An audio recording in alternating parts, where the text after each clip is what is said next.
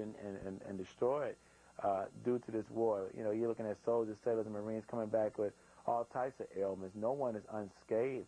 Led by Navy Seaman Jonathan Hutto, more than 200 serving military members are preparing a web-based appeal to bring U.S. troops home from Iraq, and will send it to Congress.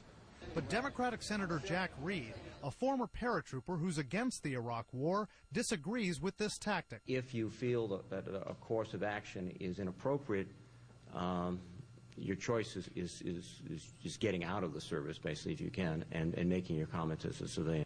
To say that the only right that military members have is to either obey orders or get out is in my view is actually disgraceful.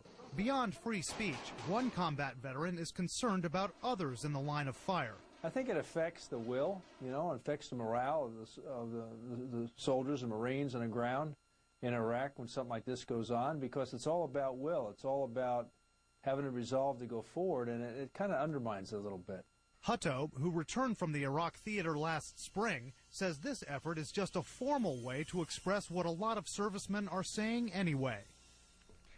Could Hutto and his allies be court-martialed for speaking publicly against the war? Not according to military rules, which allow active service members to communicate with members of Congress while off-duty and out of uniform, and if they make it clear they're not speaking for their units. Beyond restating those rules, a press officer at the Pentagon would not comment on this campaign. Wolf? Thanks very much, Brian Todd. Reporting the Defense Department strictly regulates what troops on the front lines write online to avoid compromising security. But there are new signs the military may be cracking down on what they read. Our Internet reporter Jackie Schechner has that story. Jackie?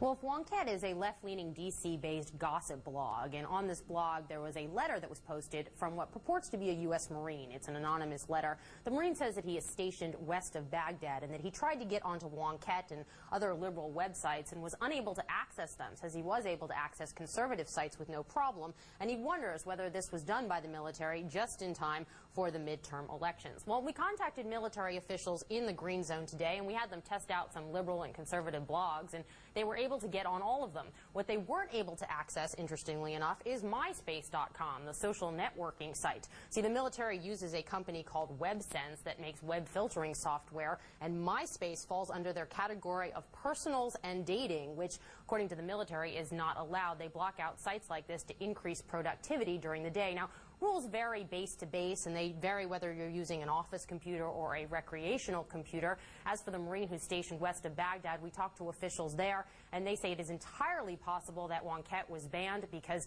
they want to free up bandwidth for usual day-to-day operations, but they say that is not necessarily for political reasons, just for productivity reasons. Wolf?